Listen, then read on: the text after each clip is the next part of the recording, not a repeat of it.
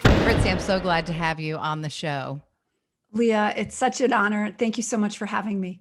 Yes, your work is tremendous and it's multifaceted. One of the reasons when I read about you and saw you on the beautiful film Wisdom of Trauma, and learned about what you were doing, it's not just what you're doing, it's the heart behind everything that you do, from your work in the prison projects to your films to your presence in the world. And I love how you've combined your passion and your purpose. And that to me is so inspiring. And I want to talk about that. But first, I want to talk about your work with the Compassion Project in prisons. Tell me how that came about and what do you do? Well, thank you for acknowledging my heart. Once you say heart, I go right to it. And it reminds me that there are people in the world that are suffering, and in prison, it's worse than you can imagine. And, we think we have to punish the people that did us harm. And the thing is, they need the most help. Before they even went to prison, they needed the help, and we never gave it to them. But not to underestimate what happened to the victims as well. And they need help too. Absolutely. But what we're talking about is opening our hearts and opening our brains, actually going to our cortex, the part of us that makes us human. When we judge someone, we're in fight or flight. We're in the brainstem of our body. And it's a place where we judge people, and we actually get a dopamine hit from it. Judgment is a dopamine hit. We like it when people get, why do you think the cancel culture is so fertile? We like it. We like to see people get punished. We like it. And that's something we have to override. I think the call right now is to override these impulses and to say, wait a second, why am I judging that person? Or wait a second, why am I being self-deprecating to myself? Why am I shutting my heart down? Yeah. Because it's to have our heart open, we have to have our brain working. And the brain that I'm talking about is the cortex, the prefrontal cortex, the part of us that makes us human. And so when we go into those courtrooms and we judge people and we say, you're bad, you get 3 lifetime sentences, we get a dopamine hit, and we don't even know that that's going on. It's an unconscious thing, but we've just not only has one life been destroyed because of the crime, we've destroyed several lives of the person going to prison, and the victims' lives as well. I mean, I'm not. Yes. So to get to how I started in this mission, I read the book, The Body Keeps the Score by Bessel van der Kolk. Wonderful book. Wonderful book. And I just interviewed him on my podcast. And when I read that book, it changed my life. And because I realized that my behavior was not who I was. And literally a month later, I walked into a prison, and it was a room full of behaviors that was not who they were. And why did you walk into that prison? I volunteered. It was a thing called Hustle 2.0, where volunteers go in and teach people how to be entrepreneurs. An amazing program. And this woman, Kat Hoke, she activates people. She activated me. She gets people like, look at this. And thank you, Kat Hoke, for activating me. But when I walked in there, I read in my journal that I read my journal about 2 months ago. I wrote, it is my obligation to do something. I can no longer just sit here and hope somebody's going to do it. Because I've been kind of watching the criminal justice system since probably 2015. But it was 2018, I walked in those doors. And then I created a little curriculum, which, wait till you see what my new curriculum is. It's like a whole nother, it's like, it's like seeds to like a meadow of beautiful flowers. That's how it's gotten. But, I was taught by the men in prison, mostly the men, because I only worked with women one day. But they taught me what they needed to learn. And they're still teaching me. I'm going back in 2 weeks, hopefully, to go do 2 circles in Valley State Prison. Actually, so I want to talk about the circles, because some people listening may not be familiar with your work and or seen the films that you've presented in and produced about your research and your work. So the project that you lead is Compassion Prison Project. Is that the correct full Yes, name? it's the Compassion Prison Project. Yeah, I'm the founder and executive director. Right. And through that, you've done a lot of research about trauma and learned behavior and the history of people who are incarcerated and where they're coming from their pain points to cause them to act in ways that we would judge very poorly, obviously, and then we incarcerate them. Exactly. And I would argue a lot of those crimes are, when they say you're not in your right mind, well, literally, you're not in your mind, because Mm-hmm. when you're in fight or flight, the prefrontal cortex is shut down. The body says we have to get all of our resources. So we're going to stop digesting. We're going to stop the prefrontal cortex, because we're not creating here. We're not organizing. We're not learning. We're getting the hell out of the way, or we're fighting. We don't need your brain for this. Mm-hmm. But guess what? There's no morality left. There's no understanding of good versus evil. There's no understanding of consequences. One of the people I'm corresponding with, I probably correspond with 50 different people. It's hard to keep them all straight. But he murdered his wife and a little baby about 20 years ago. Oh, wow. Right. So we're talking about probably the most, and he stabbed the baby several times. And I mean, it's just, right. Mm. He doesn't remember doing it. Okay. So he said, blank, blank, blank. Like in his letters, he described the whole scene and he went blank. I'm not saying he's not accountable, but I'm saying he didn't even know what he was doing. He didn't, Mm-hmm. The prefrontal cortex, the part of him that makes us human, the part of us that makes us aware, was nowhere to be found. And now he's living with his actions for the rest of his life. And he is so mortified. He wants to have restorative justice with the parents and tell them how much he's so sorry. And he says, I can't forgive myself, because to forgive myself would mean that it's okay what I did, and it's not okay. Right. It's so heartbreaking. I mean, that's a brutal story. And there's millions of stories that are like that, from people who are acting, as you said, out of their mind and in such a state of pain, disconnection, disembodiment, that they don't know what they're doing. And I think that what was so amazing about this most recent film that you were highlighted in, The Wisdom of Trauma with Gabor Mate, and I know your other work as well, but just that we as a collective society are at least starting to talk about the impact of trauma on our everyday human being, our everyday life, our everyday interactions, and how critical it is that we institute not just mental health, but I'm a big proponent of emotional health. I think that that's ultimately what drives so much of our pain. At least, we're giving attention to it, but what are we doing about it? I guess from my perspective, I get so frustrated. I get hopeful, and then I get equally frustrated of feeling helpless, with the big industry of, healthcare system to start, our economy system, our prison system, our family structure system, our educational system. It all plays into it. So for you to be on almost the back end, or the after the fact end, and helping people to try to recover and to feel like humans again, and to have a life once they exit the prison, if they ever do, I can't imagine I can imagine it's very rewarding work. But how much you see in this complete defunct system of healthcare and mental health and family systems.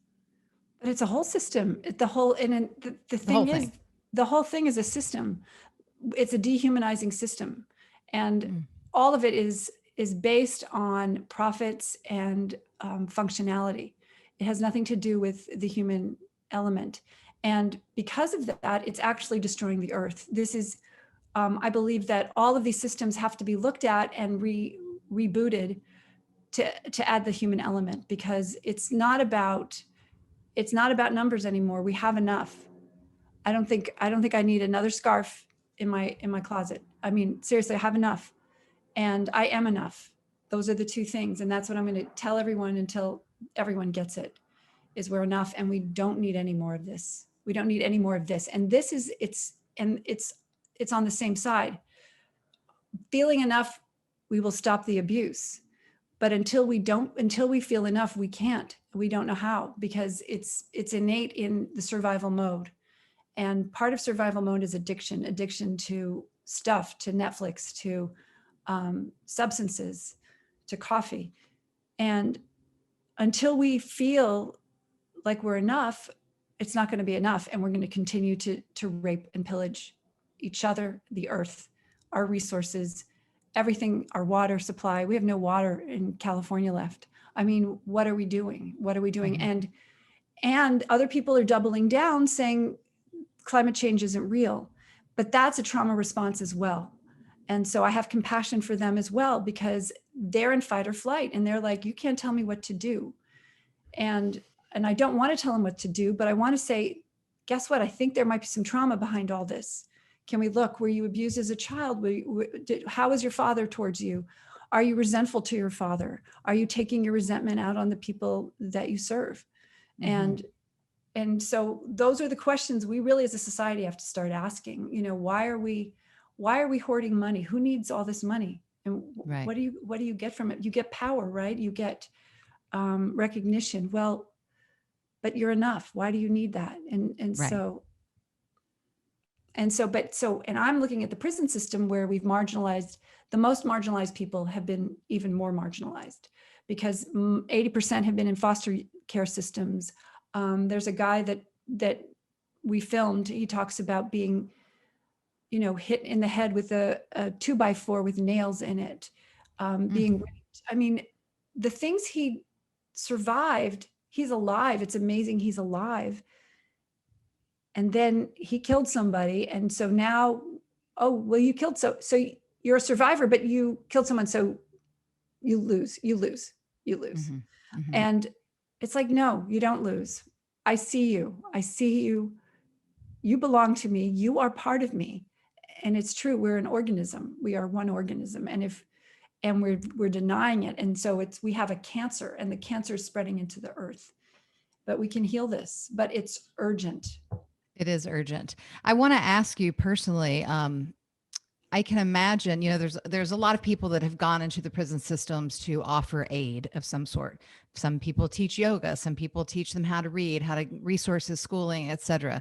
But the angle that you're coming at this from, with that real targeted sense of compassion, do you get pushback from people, either the victims or just strangers with a different political ideology, or someone that doesn't understand your work? Do you get pushback from people that can't understand why you're doing what you're doing? Of course, just look on my YouTube pages. There, this is bull or whatever, or you're some hippie chick or whatever the comment is. And of course, because it's challenging the systems that people are invested in. And that's okay. I mean, I might be wrong, but I have a feeling once I learned I was traumatized, it was a new game for me, because I realized what we're doing is all these industries are designed to keep us distracted from our trauma. Yes. It's just designed. Coffee will keep you hypervigilant, so you stay alert. That's so a you trauma don't response. feel the moment and the emotions that are coming up. So what is your feeling about trauma at large? I did a podcast interview recently with an EMDR specialist, and we were talking about trauma, and, we were talking about big T trauma and little T trauma. And a lot of people and clients that I work with a lot, they have a hard time accepting or resonating with the word trauma if they haven't had a big T trauma. And I would argue that most of us have had little T traumas more than we, can even remember often, the feeling of the aloneness and our pain, the subtle manipulations and relationship behaviors with our parents or siblings or whomever. Um, do you think most people have been traumatized? I think the entire planet has been traumatized. If we watch a violent movie, that's trauma, right? I mean, hearing the news cycle is traumatizing. Mm. But the thing is, trauma is a very subjective thing. I'm very resilient. Like I bounce back from my childhood. My sister is she's still struggling with some of it. And so, but we're different mechanisms. We have different brains, we have different chemicals. I mean, similar, but we're created differently. And so what would affect me is no problem. She's still thinking about it. And, Mm-hmm. and so we have to really it's not like, oh, just get over it. If you saw a motorcycle accident, that could make your body could say, you know what, I'm no longer safe, and change the rest of the trajectory of the rest of your life. And you don't even know that that's going on, but suddenly you don't want to go out, to a highway or whatever is going on. That's trauma. That's your body. So if you don't feel safe from whatever you've seen or experienced, and it doesn't matter how big it is, it's the fact that that it's changed your life. And so to me, that's what trauma is. Is it affecting your life? Has that event, there's the event, there's the experience, and then there's the effects, Right. the three E's. Your and E's. Yeah. Can't believe I got that. Yeah. But those things, so this thing is about trauma is there's no shame. There's no shame to respond the way you did. It makes perfect sense. But Right. that's the thing. We're like, get over it. And that's our society, because it's an override. We're overriding our feelings and pushing through. I mean, I'm a workaholic. Stopping at 6 seems like insane. Like, how could I possibly stop at 6? I mean, I should stop at 4, whatever. But we have to stop the override. We have to say, wait a second, there's something here. There's something here that I'm not looking at. So you go into the prison in 2018, feel obligated in your soul to do something, and you set up programs, correct? One program. One program. And then since then, you have established many programs, many documentaries, films, not many programs. Sorry, maybe I'm saying the wrong words. Well, a lot of awareness and funding and support. And you've really gotten a lot of traction. Let me say that for the work that you're doing. Yes. We have one program, and The Circle is part of that program, The Step Inside the Circle, which is the film that we did that you can see on our website, which I hope everyone will go and see. We started in 2019 in January. That's when we started. And in February 2020 is when we made that film. So we did a pilot program in 2019, did that film, and then COVID happened. And so what COVID told us is that you need to get this to everybody instead of going into prisons one at a time, which we still do, which I want to do, which I love to do. But there are people in West Virginia that need this, in Washington State, in Idaho, in New York, in Maine. They all need this. They all need this information that they're traumatized. And also, but it's not just telling them they're traumatized. The awareness is the first step, but then it's healing modalities that Peter Levine is giving us, and Prison Yoga Project, and all these other people are coming forward. Tara Brock, she's doing a meditation. They're all coming forward and helping giving their talents to this program. So the interviews on our podcast are going straight into the Trauma Talks video series that we're creating. So, and Joe Dispenza is going to be on our show next week to tell us how to get out of our old mindset, So all of this information and love is coming forth to give to the people in prison. But guess what? If they get it, their families get it. If they get it, the people that work there might get it. Right. If they get it, this starts rippling out. So nothing happens in a vacuum, nothing. And that's the thing. A violent thought that you have about yourself doesn't happen in a vacuum. That's your responsibility to really look at that thought, because it will change the world either way. All of us have a vested interest in this, in continuing this life. And violence is the first step that we have to look at. That's that's violence is what the earth is experiencing right now. All the violence that we've given to her, Mhm. and that we've given to each other. I mean, this is just a manifestation of our unwillingness to look at our trauma. And this is centuries of trauma. Yes. So, can you give us an example? I know you've mentioned a few different people that you talk to and work with, but from your program, and what I guess the input of all these specialists and experts that are coming forward with their support. Can you give us an example of how it has directly affected someone in prison's life? Well, we don't know yet because the Mm. episode 1 is just complete. But in episode 1, we have Dr. Peter Levine doing the VU exercise.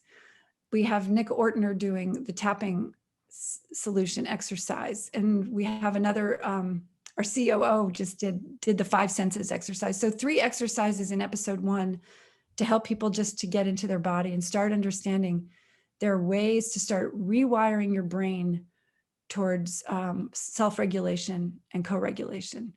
And so, and we don't use a lot of the experts as much as I would like because they're hard to relate. They're white old men. And so I try and use as much footage as I can from the day we shot, so that they can see themselves in there. Like, yes, this is my trauma. I was sexually abused. I was in foster care. My father got deported and I grew up without a father. Those are major traumas in a young boy's life. Mm. And so when other people can see that, okay, oh, that's me, then they can say, oh, so I'm traumatized too. And I want this for the United States. I want to create this for the United States as well. But my feeling is we have to stop the bleeding, and the bleeding is happening in prisons. That's the worst. That's the worst of the worst. You want to talk about what we're doing. The worst of the worst of that we're doing is prisons. You can see that. And policing, I would say. But again, the police are in fight or flight. So I'm not calling them out. I'm calling out the system because they're doing their job. They're doing what they were trained to do. Right. But we told them to do that. We've all collectively decided this is what should be done. Exactly. So now we can collectively decide, wait a sec, this isn't working. This isn't working. This isn't working. But it's spy versus spy out there, right? I mean, it's the Republicans trying to change the voting. It's the Democrats, trying to shame the Republicans. So none of it's working. Mm-hmm. And we really need cooperation. We need a United States. Yes. Yeah, very well said. It's the divided states of America right now. Yes, it is. Well, I'm interested to know how you were able in such a short amount of time to get some of the biggest names in the healing world attached to your program. I have no idea. It's like you're the cosmic liaison and everyone is just drawn to you, seeing its purpose and value, I'm sure. It's synchronistic miracles every day these days. It's kind of amazing. And I mean, when Gabor said, when he said yes, he was the first person to say yes. But of course, I quoted him, I had his quote in there, people in prison are the most traumatized members of our society. Mm-hmm. Yeah, that I guess that was one of the biggest. I was like, that victory dance of that. I don't know, it was a victory dance, but I was pretty excited. That was amazing. I'm sure that is amazing. And it's honoring your work and also honoring this, defunct system that needs attention. And we need this kind of notoriety and power and expertise behind it, with enough eyeballs on these people to draw attention to it. So, obviously it just tells me that you're in the right flow and the right connection with what you're doing. I thank you. It's, just stay humble and keep the heart open, right? That's all I can do. I want to know about you. And before you started this program in 2018, what were you doing? How do you make a living? I know you have the film work. So can you tell us about what your life was like before Compassion Prison Project?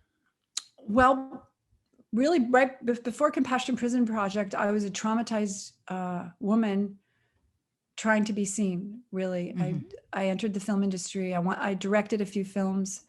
The another miracle happened. I worked on Defiant Ones, which is about Dr. Dre and Jimmy Iovine, and it won a Grammy. Hmm. And that was the second to last job I had in the film industry. I quit my job in 2019.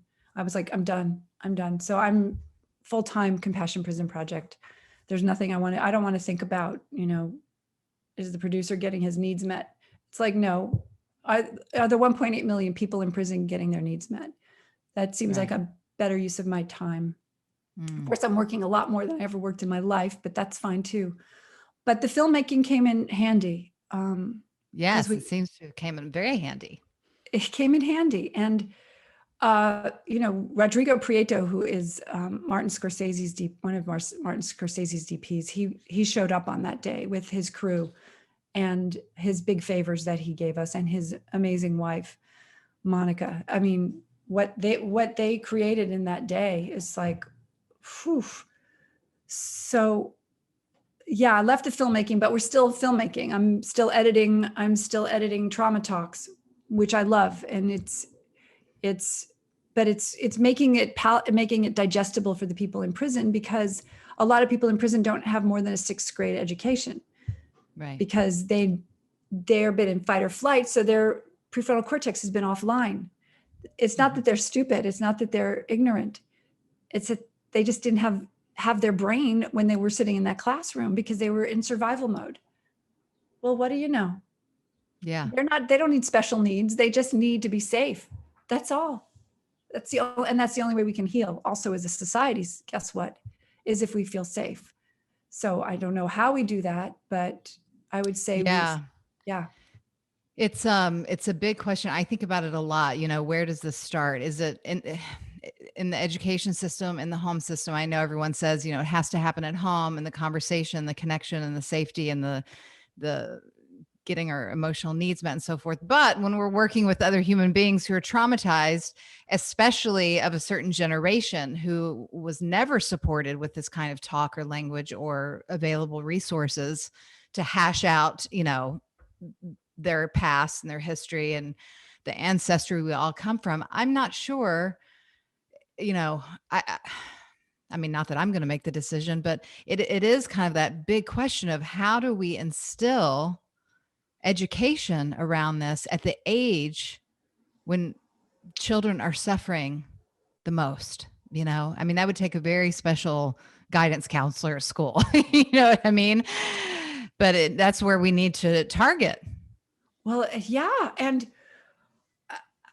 and that's another question, which is worse, being in an abusive household or going to foster care, Yeah. because that's rolling the dice too. I mean, and so parenting classes and door to door work, it really needs to be a groundswell of a grassroots Mhm. effort of this, and raising awareness about what trauma does. But trauma is not a political issue, trauma is a human issue. And so Right. if we start saying, well, trauma's for sissies or whatever, if we make that an issue, if we make that like the mask issue or whatever, what are we doing? So anyway, I'm just saying trauma affects everybody, and it literally affects all of us. And when we hit somebody, it has a ripple effect, because that person is no longer safe, and that person is in fight or flight. So when you're driving on the freeway and that person doesn't, and you cut that person off, we don't know what's going to happen. And then you get into a car accident and someone else gets, so you see how it ripples. Yeah. It doesn't stop. The ripple doesn't stop until we stop. So Yeah. stop and enough, right? It's stop and we're enough. I know. Yeah. That whole I am enough piece. We have created a society that says anything but that. Exactly. says everything but that. And that's the root of so much of this. Well, Fritzi, how can people support you and help you in your mission? Absolutely. I would love it if everyone would go to our website, compassionprisonproject.org, and watch the video, Step Inside the Circle. And if it moves you, please share it with your friends and family, because once people see the film, they'll get more invested. And then, of course, donate if you're also moved. We're about to do a trauma-informed prison, create a trauma-informed prison in California. And that means everybody in that lives there and works there will know about trauma. And Wow. episode 1, we have a workbook that we're creating. For episode 1 alone, it's 50 pages. That workbook is going to cost us $5. And we want to get that workbook to 4,000 people. So that's $20,000 that we need just for episode 1 to get that prison trauma informed. So yes, we need funds. And if any of your listeners know big funders, please send them our way, because we need a chunk. I mean, there's 1.8 million people in prison. We want this program to everybody, and we want them to get the workbook. And that's probably, once we get it all in one book, it'll probably be about $15. But that's a lot of money for 1.8 million. I don't even know what that math is, but someone's done the math just now when I said it. And it's maybe $10 million at least. Right. But guess what? That pays us back. That'll pay us back in societal goodwill, and people starting to change the way they feel about themselves and forgiving themselves and getting on and being in their cortex, instead of being in fight or flight, which is living in the past or worrying about the future that is informed by the past, which doesn't exist. So that future doesn't look very bright. The future that looks bright is when we start from now and we forgive ourselves and we give back. And that's what I see. I believe that the people in prison are going to help heal the world. I believe they're going to help wake us all up. And I'm on a fast freeway right now, but I want everyone to get on the freeway with me, and let's go. Let's change the prison system, and then see where else we can start making shifts in the different institutions that aren't working, and lead with our heart. Yeah. Yeah. Do you know, I know on your website, I was reading about as part of your mission is to help the people who are incarcerated, who will eventually become our neighbors, to be able to function well in society, and, of course, add to the collective energy that outside of those prison walls. Do you know what percentage of people, and I know it's a number in flux because of so many variables, but are most of the people incarcerated, are they eligible at some point? Like, what's the ratio of people that are in prison for life, for example, versus those who will come out? 95% of the people in prison will be returning to us one day. Oh, wow. 95%. And how do you want them returned? Do we want another homeless person, or another drug addict?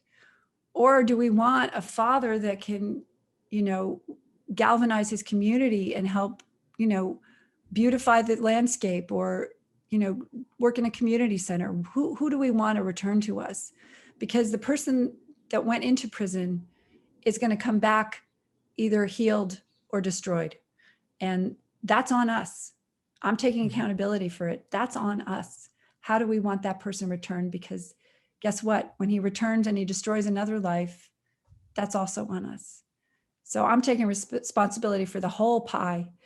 And, when everybody joins in and we realize this is all on us, things change really quickly. Yes. I love that. It takes a village, not just to raise a child. It takes a village to be human and raise humans. It really does. And we are the village. Yes, we are. Fritzi, I'm so honored to speak with you. I love your heart. I love your work. I'll give what I can monetarily. I'd love to be involved somehow. When I look at your work, I feel so drawn to it. And I know that I'm not the only one, clearly, but, I'll be thinking of ways that I can support you, or something I can do for you as well. Amazing. We have community meetings every Tuesday at 11 a.m. PST. If you send me an email. We'll get you on the list. And for everyone else, we'd love your help.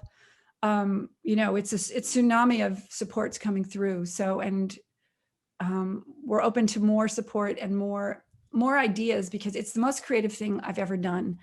Every day it's like, oh, look what we can do next. So we need those people who want to really put their talents and their skills into changing the world, because I don't think it's just changing the prisons. I really don't. I think it's just a place we can start. And, we've started. So we need people to get on the freeway with us. Yeah, certainly. Well, tell everyone how we can find you, the best ways to make contact. Yeah, compassionprisonproject.org. And, go to our social media accounts too, to see what we've been up to and what we're doing. We're really excited. We're going to be sharing the journey, doing this in trauma-informed prison experiment with you on social media. So that'll be a fun thing to watch unfold. And, even if you want to just donate $5, that'll pay for a workbook. And wow. Or if you, $20 will pay for 4, or, so that's available to you. And, info at compassionprisonproject.org. If you have questions or whatever you need to reach us, or you want to join our community meetings and our volunteer group, we'd love to have you. And, let's get creative, because it, as Einstein says, the mind that got us into this mess is not the mind that's going to get us out. So we need those minds. Yes. It's so funny you quoted him. It's not funny. It's synchronistic. I went on an Einstein splurge a few nights ago. I just got totally enamored with the man again, reading his bio and all of his works. Such a fascinating mind, that man. Oh, yeah. And I've never quoted him before, just so you know. Oh, really? Oh, wow.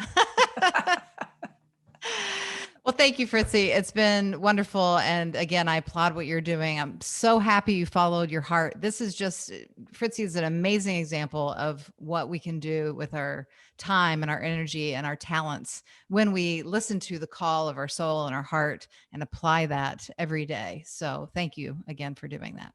Thank you, Leah. Thank you so much for having me. Yeah.